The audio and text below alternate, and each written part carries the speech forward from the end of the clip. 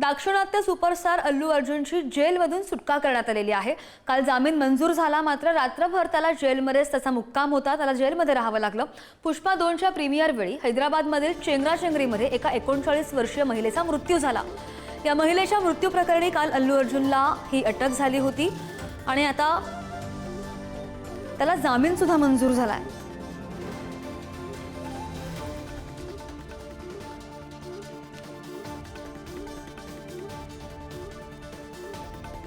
I respect the law and I will cooperate with him and I'll do the needful. And very importantly, I would like to give my condolences once again to the family. It is very, very unfortunate that we went to watch a film and there was an accident, that is totally unintentional. We went to watch a movie and, due to an unfortunate accident, there's been a loss of a person. And we're always very sorry for whatever's genuinely happened. तर हे प्रकरण नेमकं काय होतं आणि त्यानंतर हे अटक नाट्य नेमकं कसं घडलं हे सगळं प्रकरण आपण जाणून घेऊयात ग्राफिक्सच्या माध्यमातून।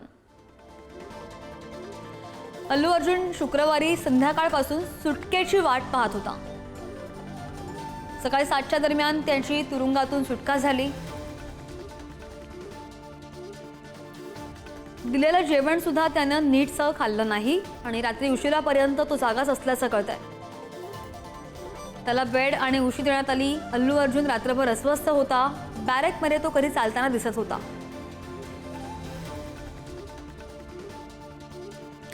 जेलच्या नियमांनुसार अल्लू अर्जुनला जेवण देण्यात आलं।